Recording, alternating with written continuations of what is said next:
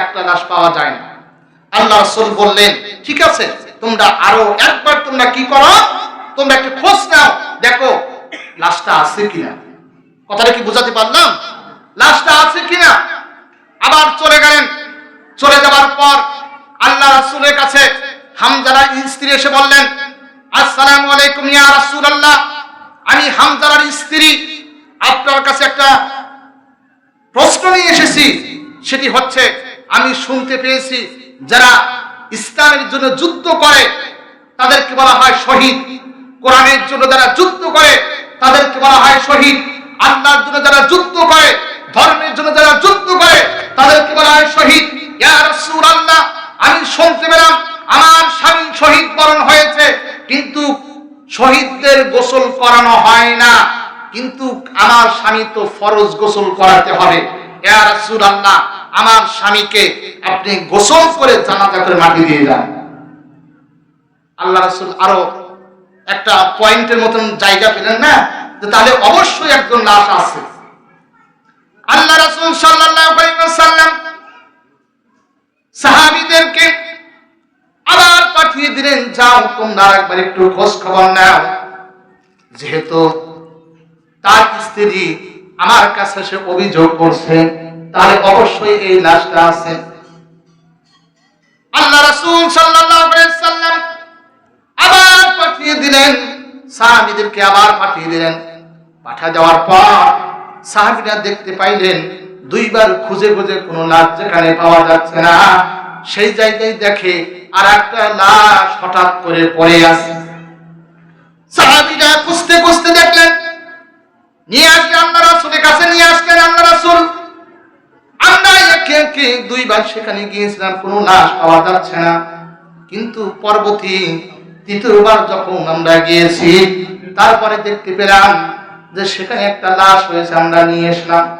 আল্লাহ রাসূল, কিন্তু কথা তো ভিন্ন, শহীদদের যারা শহীদ হয় তারা তো রক্ত মাখা থাকে, কারো হাত থাকে না, পা থাকে না, চোখ থাকে না, পুরা শরীরটা রক্ততে থাকে। আল্লাহ রাসূল, আমরা তো দেখতে পেলাম গো এই সাহাবীর গায়ে কোনো রক্ত নাই, কারণটা কি? ইয়া আল আমিরুল মুমিনিন, আমরা তো দেখতে পেলাম এই সাহাবীর গায়ে কোনো রক্ত নাই, আমরা বুঝতে পেলাম এই সাহাবীকে কে যেন গোসল করে দিয়েছে। আল্লাহ রাসূল, আপনি জানেন না, একটা ব্যক্তিকে যখন গোসল করানো হয়, গোসল করার পর শরীর থেকে টপ টপ করে পানি পড়ে, পড়ে কি পড়ে না? আমি আল্লাহ রাসূল শোনেন, আমরা সেটাই আন্দাজ করেছি, কে যেন এর গায়ে এই সবে মাত্র গোসল করে দিয়েছে। আল্লাহ রাসূল, আমরা শুধু তাই নয়, আরো দেখতে পেলাম তার চুলগুলো ভেজা, শরীরটা ভেজা, আপনি নিজেও একবার দেখেন ভেজা আছে। আল্লাহ রাসূল তিনিও নিজেও দেখলেন আসলে ভেজা আছে, শরীরটা ভেজা। আল্লাহ রাসূল সাল্লাল্লাহু আলাইহি ওয়াসাল্লাম এটা চিন্তা করে, অনুমান করে তিনি পারতেছেন আসলে হয়েছে কি।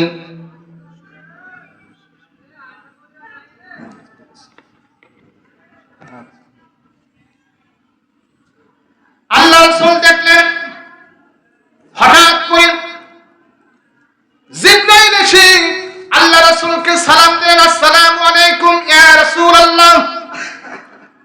জিবরাইল রাসূলকে বলছেন, এ আল্লাহ রাসূল, আপনি জানেন না এই সাহাবীর খবর, আপনি জানেন না? আপনি যখন মসজিদের ভিতরে বিভিন্ন যখন কথা বলতেছেন, রাসূলের প্রতি ভালোবাসা, যখন মুজিজা সম্পর্কে কথা বলতেছিলেন, আল্লাহর প্রেমিকের জন্য যখন কথা বলতেছেন রাসূল গো, তখন এই সাহাবী এই সম্মানের মর্যাদা খবর, এই ফজিলতের খবর শুনে, যখন শুনেছে মুহাম্মদ দুনিয়াতে নাই, মুহাম্মদ দুনিয়া থেকে বিদায় নিয়ে চলে গেছে, তখনই নতুন স্ত্রী তখন ত্যাগ করে, সংসার ত্যাগ করে যুদ্ধের জন্য ঝাঁপিয়ে পড়েছে। আল্লাহ আপনার এত ভালোবাসা, এত প্রেম এই সাহাবী অন্তরের ভিতরে গ্রহণ করেছিল, যার কারণে আল্লাহ রাব্বুল আলামিন এত খুশি হয়েছেন, এত খুশি হয়েছেন, যার কারণে এই হামজারা যখন দুনিয়া থেকে বিদায় নিয়ে চলে গেছে, আল্লাহ রাব্বুল আলামিন ফেরেশতাদের মাধ্যমে, নিজে স্বয়ং ফেরেশতাদের মাধ্যমে গোসল সারিয়ে দিয়েছে। সুবহানাল্লাহ।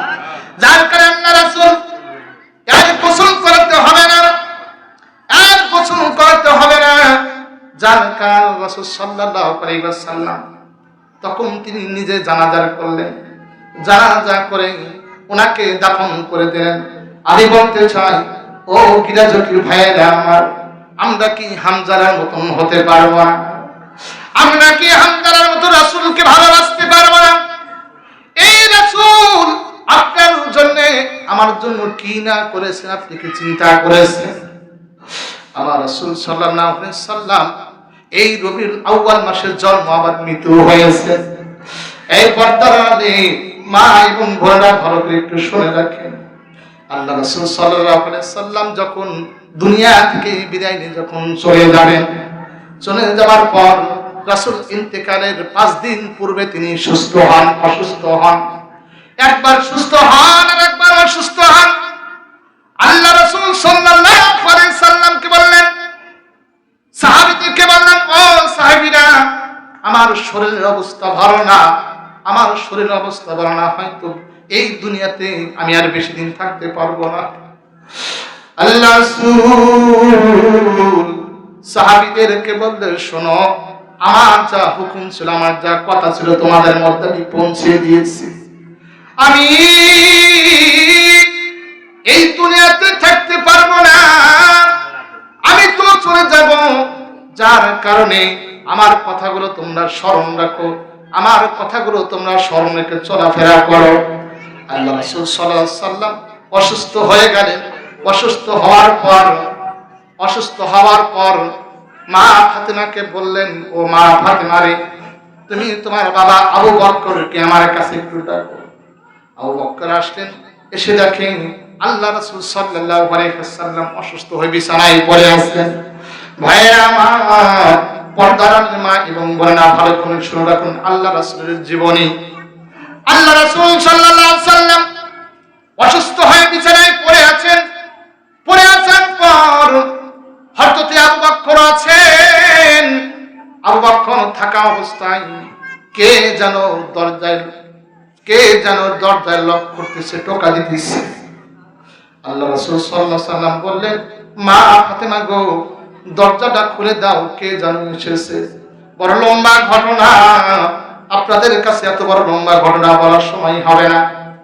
আল্লাহ রাসূল ফাতেমা কলে, মা ফাতেমা দরজাটা খুলে দাও, কে যেন দরজায় এসেছে, কে যেন টোকা মারতেছে গো মা ফাতেমা। মা ফাতেমা তিনি দরজায় গেলেন, দরজায় যেতে দেখতে পেলেন দরজাটা যখন ঘুষাইছেন, এইভাবে যখন দরজাটা ঘোষানো হলো, মা ফাতেমা দেখতে পেলেন এমন একজন ব্যক্তি, যেই ব্যক্তির এক পা নিচে আর এক পা আসমানে। মা ফাতেমা বললেন, বাবা, আপনার অনেক সাহাবী এই দুনিয়াতে আমার কাছে, আমাদের বাড়িতে এসেছে, সবাইকে আমি চিনি, কিন্তু এরকম আজব মানুষ আর কোনোদিন দেখি নাই না গো বাবা। আল্লাহ রাসূল বললেন, মা ফাতেমা রে, এটা কোনো দুনিয়ার সাধারণ মানুষ না রে মা, তুমি তাড়াতাড়ি ভিতরে আসতে দাও। মা ফাতেমা অনুমতি দিলেন, আসেন, আমার বাবা আপনাকে ভিতরে প্রবেশ করার জন্য অনুমতি দিয়েছে। ভাইরা আমার, আল্লাহ রাসূল সাল্লাল্লাহু আলাইহি সাল্লামকে সালাম দেওয়া হলো, মালাকুল মউত সালাম দেওয়া হলো। সালাম দেওয়ার পর আল্লাহ রাসূলকে জিজ্ঞাসা করা হলো, হে আল্লাহ রাসূল, আল্লাহর নবী, আল্লাহর বন্ধু, আল্লাহ আপনার সঙ্গে দিদার করবে, সাক্ষাৎ করবে, যার কারণে আমাকে পাঠিয়েছে। আমি মালাকুল মউত, আপনাকে জান কবজ করার জন্য পাঠানো হয়েছে। আপনি যদি ইচ্ছা করেন তাহলে আপনার রূহটা আমি বের করব না গো আল্লাহ রাসূল, আমি বিদায় নিয়ে চলে যাব, কিন্তু আপনার সঙ্গে সাক্ষাৎ করার জন্য আল্লাহ রাব্বুল আলামিন অপেক্ষা করতেছে। আল্লাহ রাসূল চিন্তা করলেন, এ মালাকুল মউত, আজরাইল রে, আমি যদি এই দুনিয়াতে থাকতে চাই কত বছর থাকতে পারবো? বলে আপনি কতদিন হায়াত পেতে চান? বলে 200 বছর, 300 বছর। বলে হ্যাঁ, তাও দেওয়া হবে। আল্লাহ রাসূল বললেন, এ ফেরেশতারা শোনো, 200 বছর পর কি আমার মৃত্যু হবে না? বলে হবে। বলে তাহলে এই দুনিয়াতে থাকে আর কি হবে? 200 পর যদি পর আমার মৃত্যু হয়, তারপর তো আমার জানটা কবজ করে তুমি নিবা। বলে হ্যাঁ, তাহলে তো নিবই। আল্লাহ রাসূল সাল্লাল্লাহু আলাইহি ওয়াসাল্লামকে বললেন, তাহলে কি আপনি দুনিয়া থেকে যাইতে চান? বলে হ্যাঁ, যাইতে চাই, কিন্তু যাওয়ার পূর্বে আমার 2টি প্রশ্ন রয়েছে। এই 2টি আবদার আমার যদি আমার আবদার, এই প্রশ্নের উত্তর এবং এই দাবিগুলো যদি পূরণ করে দিতে পারে, তাহলে আমি আমার জীবনটা বের করে নিয়ে যাওয়া, আমার কোনো দুঃখ থাকবে না। ভাইরা আমার, আমি বলতেছিলাম, আল্লাহ রাসূল সাল্লাল্লাহু আলাইহি সাল্লাম জিবরাইলকে ডাকলেন। জিবরাইল আসলো, যাও আল্লাহর কাছে যাও, আমার এই সংবাদগুলো পৌঁছে দাও, তারা যেন আমার সংবাদগুলো একটু নেয়।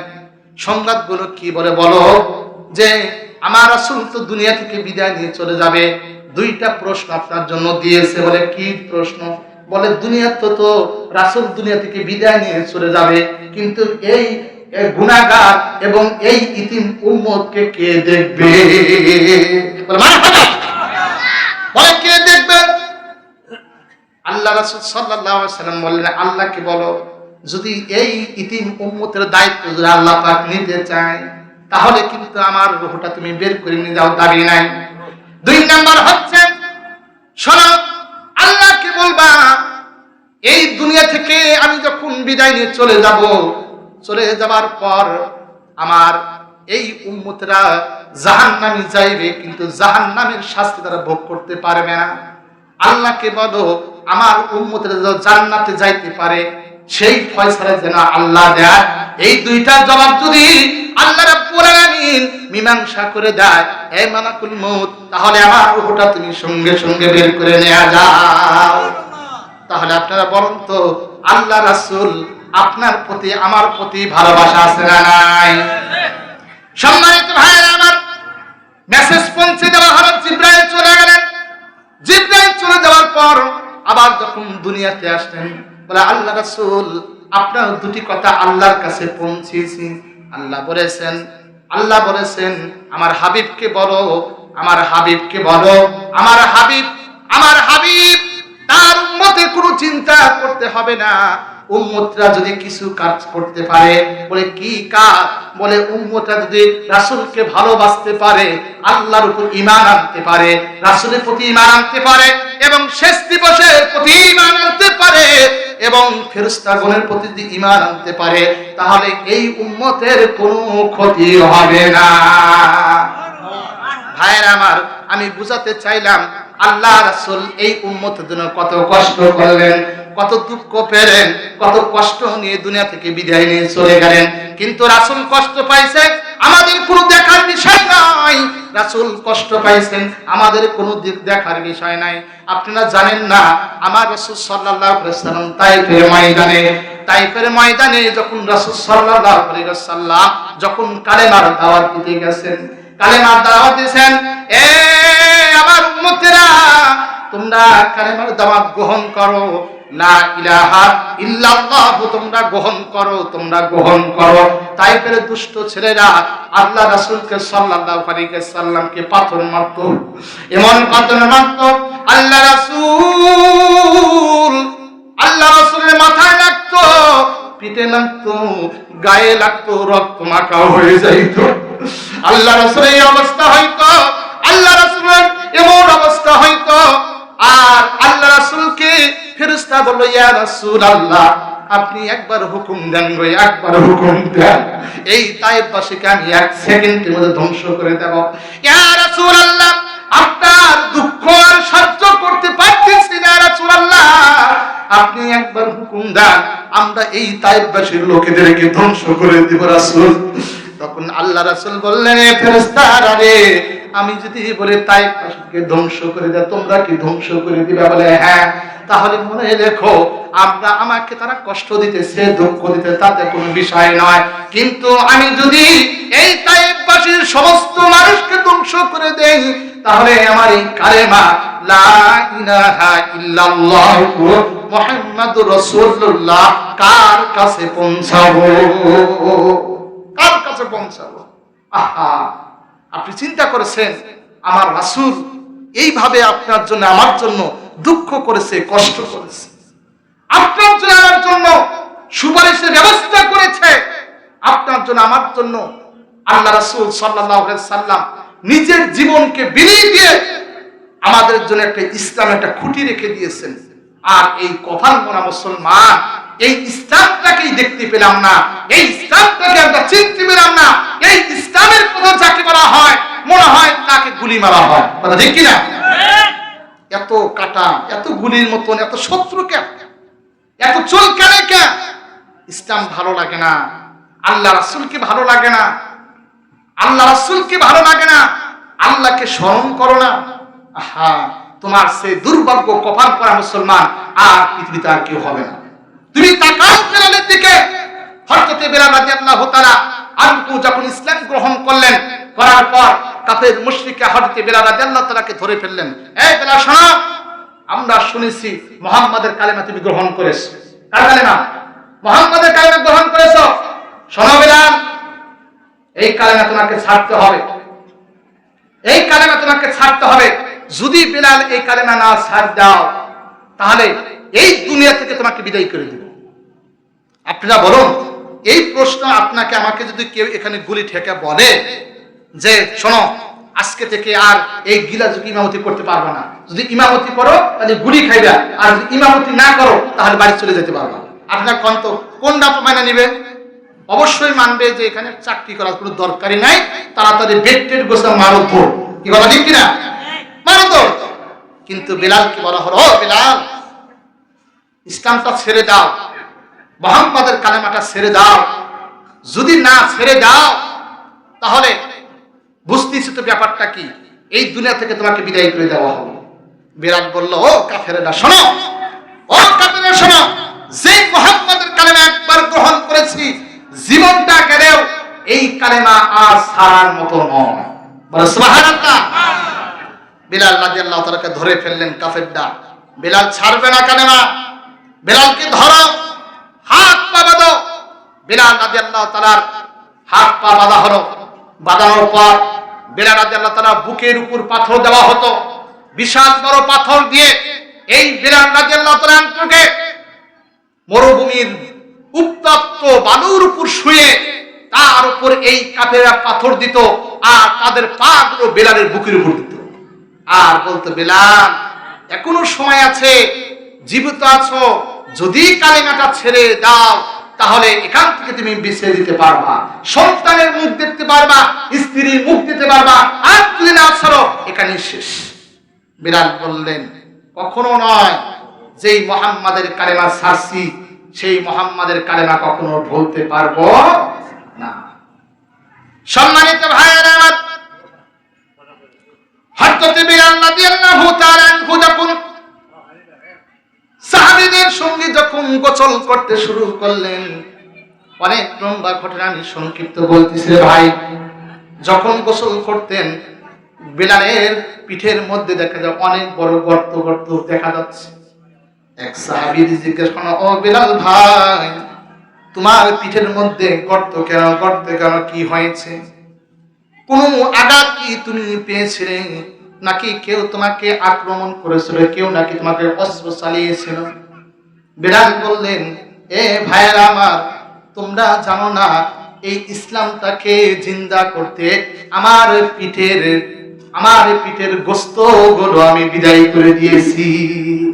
কেমনে রে বেলাল, কেমনে বিদায় করে দিয়েছ?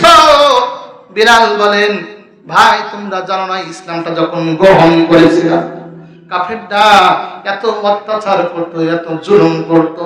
কাফেররা আমাকে ধরে উত্তপ্ত গরম বালির উপর রেখে পাথর দিয়ে পা রেখে বলতো, বেলাল যদি ইসলামটা ছেড়ে দাও তাহলে তোমাকে জীবন দেওয়া হবে, আর ইসলামটাকে না ছাড়ো, তাহলে তোমার জীবন এই পর্যন্ত শেষ। কিন্তু যে আল্লাহর কালেমা পড়েছি, যেই রাসূলের কালেমা পড়েছি, এটা কোনো ভোলার বিষয় নয়, যার কারণে আমার এই গরম বাড়ির জন্য আমার এই পিঠের গোশতগুলো পড়ে পড়ে গিয়েছে। সম্মানিত ভাইরা আমার, আমি বলতে চাই এই ইসলামটা, ধর্মটা আপনি আসে নাই। সাহাবীরা কষ্ট করেছেন, নবীরা কষ্ট করেছেন, তারপরে আমরা এই ইসলামটা পেয়েছি। আর আমরা পেয়েছি তয়ারটা, যা আমাদের গায়ে বাজে না। বাপের সম্পদ সন্তানে পায়, দাদার সম্পদ যেমন ছেলে পায়, তেমনি আমরা ইসলামটা পেয়েছি। কোনো খাটনি নাই, পরিশ্রম নাই, রক্ত নাই, চামড়া ঝরানো নাই, জেল নাই, জুলুম নাই, ফাঁসি নাই। যার কারণে ইসলামের মুজিজা আমরা এখনো বুঝতে পারলাম না। আমরা শুধু একটাই বুঝি, ইয়া রাসূলুল্লাহ, সালাম আলাইকুম ইয়া নবী। দাঁড়িয়ে মিলাদ করলেই মনে হয় রাসূলের প্রেম অন্তরে মনে হয় দাফন হয়ে যায়। কিন্তু না, আল্লাহ রাসূল আপনাকে যেটা আমাকে দিয়েছেন, রাসূলের আদর্শ যেটা আপনাকে আমাকে দিয়েছেন, এই আদর্শ শুধু মিলাদ করার জন্য না, শুধু দাঁড়ায় কিয়াম করার জন্য না, রাসূলের জিন্দেগি, আদর্শ, চরিত্র এই অন্তরে ধারণ করার জন্য আল্লাহ রাসূল এত কষ্ট করেছেন। কথা বলুন ঠিক কিনা? ইসলামটা এমনি দামি। ইসলামের পিছনে কষ্ট রয়েছে, কষ্ট রয়েছে। ইসলামের পিছনে কি রয়েছে? কষ্ট রয়েছে ভাইরা আমার। যার কারণে এই ইসলামটা আমরা পেয়েছি আল্লাহ রাসূল থেকে। আল্লাহ রাসূল এত সুন্দর করে আমাদেরকে মোটিফাই করে দিয়েছেন, উম্মতেরা মানো, ঈমান আনো, সব জামানায় কষ্ট হবে না, মানো, মানলেই জান্নাত, মানলে কি জান্নাত। সেই জন্য আমরা ইসলামটা কি মানবো? আমরা মানতে চাই। শুধু মুখে স্বীকার করলে হবে না, অন্তর দিয়ে স্বীকার করলে হবে না, জীবন দিতেও হবে, এবং জীবনের সঙ্গে মালটাও দিতে হবে। তাহলে আপনারা জান দিলেন, মাল দিবেন না, এটা তো হবে না। মাল দিলেন, জান দিবে না, এটা তো হবে না। জানও দিতে হবে, মালও দিতে হবে। আপনারা বলুন তো, এই দুইটা জিনিস আল্লাহ রাস্তায় দিতে কে কে রাজি আছেন? দুটি হাত করে আল্লাহকে দেখান। নারে তাকবীর, নারে তাকবীর, নারে তাকবীর। হাত নামান। তাহলে আপনারা বোঝাতে চেয়েছেন যে হুজুর, আমরা জানও দিব, সাথে কি দিব? মালও দিব। আপনারা প্রস্তুত তো? এখন আসুন আমরা সামনে একটু কথা বাড়াই। আমরা নামাজের আলোচনা শুনলাম, আমরা রাসূলের জীবনে একটু শুনলাম। এখন আমরা দান সম্পর্কে দুই একটি কথা শুনে যাই। আবার বাড়ির প্রশ্ন করতে পারেন, হুজুর সব আলোচনা করলেন, কিন্তু দান, এই যে মসজিদ মাদ্রাসা দান করি, তার কি ফজিলত, এটাও আমরা একটু জানতে চাই। প্রশ্ন আছে না নাই? আছে।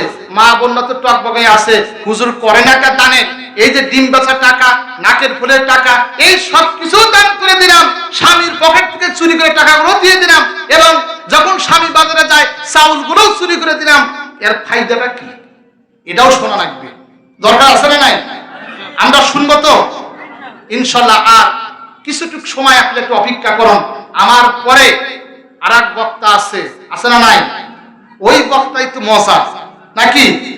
ওই বক্তাই তো মজা। ইনশাল্লাহ আপনাদের কিছু একটু সময় দেন, ওই বক্তাও চলে আসবে আপনাদের সামনে। আবার আর একটা মেহমান না, কিন্তু আমি বলতেছি তরবারির কথা, কথা বুঝছেন? তাহলে একটু জিকির করি কালেমা লা ইলাহা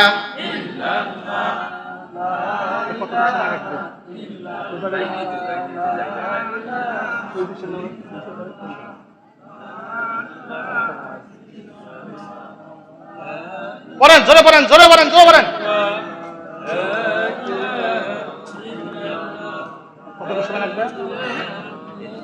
আধা ঘন্টার মতো সময় লাগবে। আধা ঘন্টার ভিতরে হয়ে যাবে ইনশাআল্লাহ।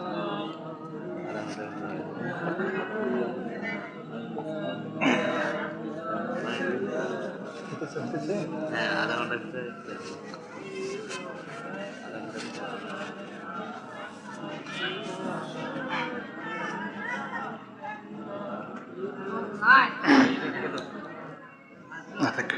বলি কালিমা লা ইলাহা ইল্লাল্লাহ, বলি লা ইলাহা ইল্লাল্লাহ, লা ইলাহা ইল্লাল্লাহ, লা ইলাহা ইল্লাল্লাহ, কালিমা লা ইলাহা, কালিমা কালেমা লা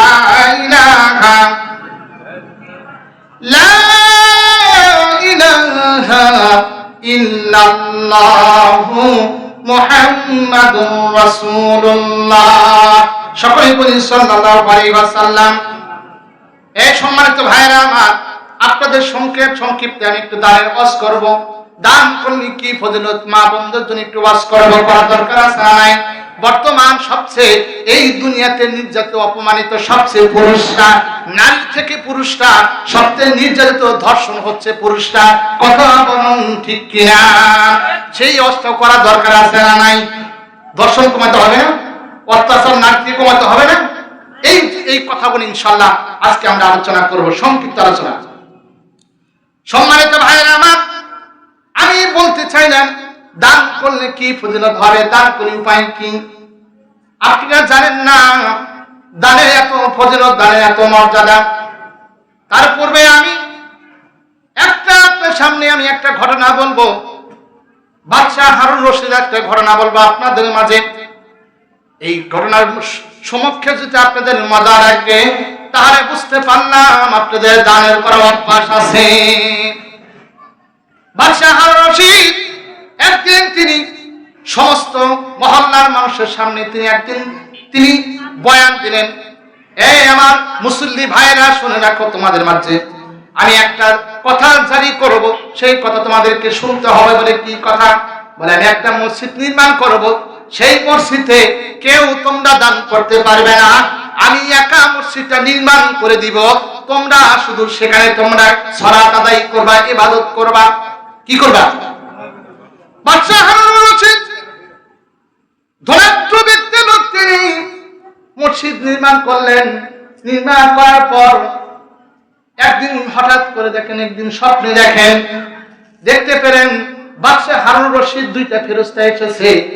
ফেরেশতা এসে বলতেছে, এ বাদশাহ হারুন রশিদ, তুমি তো মসজিদ নির্মাণ করেছ, কিন্তু মসজিদ নির্মাণ যে করেছ আল্লাহকে খুশি করার জন্য, কিন্তু তুমি কি জানো না তোমার জন্য আল্লাহ রাব্বুল আলামিন একটা জান্নাতের ভিতরে একটা ঘর তৈরি করে দিয়েছে।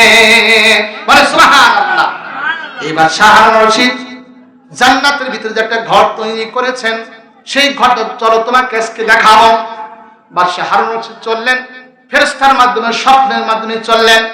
এই পর্দার অনেক মা এবং বোনেরা, আপনারা ভালো করে শুনে রাখেন, দান করলে কতটুকু সওয়াব।